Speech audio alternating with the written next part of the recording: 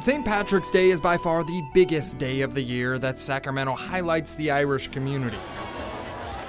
But if you look past the green beer, the four-leaf clover shirts, and the corned beef, you'll see evidence that the Irish community is all around the city. When you hear all the trains going by right now, that's just perfect background music when you talk about the Irish, because they're all about the railroads and building these arteries that went through Sacramento and really connected Sacramento to the rest of the country. Writer and historian Joe McNamara could show you dozens of examples of Irish-built landmarks in the city, but nothing compares to the Cathedral of the Blessed Sacrament, a Catholic church built by Sacramento's most influential Irishmen. This is a cathedral that Patrick Minogue built with all that money he made in the gold fields. An immigrant of Kilkenny, Ireland, Patrick Minogue struck it rich during the gold rush and used his wealth to go to France and get ordained so he could come back to California and help his fellow Irishmen through the workings of the Catholic Church. At his funeral, everyone came.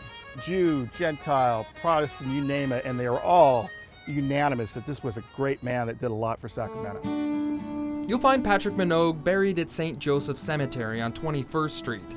It's also the final resting place of Joe McNamara's family. My family's been in Sacramento since the late 1870s.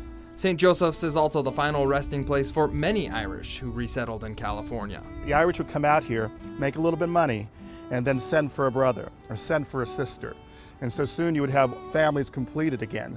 When the Great Famine hit Ireland in 1845, many Irish immigrated to the U.S. to find work, but when they arrived, they were met with discrimination. Joe framed this old classified ad from a Sacramento newspaper that spells out discrimination pretty well. And it says, wanted a first-class cook, German preferred, no Irish need apply. Railroad companies like the Southern Pacific were some of the only businesses that would hire the Irish. And after the completion of the Transcontinental Railroad, many Irish Americans chose to keep their railroad jobs and make a life in Sacramento. It's alive and well. And I think it takes some of the best of the past and leaves some of the worst of the past behind. And that's really this brand of Irishness that you see today. And one of the many places where Irish tradition has continued is at the McKeever School of Dance on 24th Street. 1, 2, 3. Nicole McKeever is a former member of the popular theatrical show Riverdance. And after years of performing, Nicole settled down in Sacramento to keep the tradition of Irish dance alive. I teach third graders every year for 10 weeks, and everybody loves learning Irish dance. In the early 1700s or 1800s, Irish dance was taught by a traveling dance master who would go from home to home and teach new dances, often on the family's dirt floor. Nicole says those dirt floors influenced the close dance steps in a very odd way. You can't really make sound, you can't dance on a dirt floor. You take down your door and you put it on the ground and you dance on it. Well, the door is small, you only get a little bit of movement.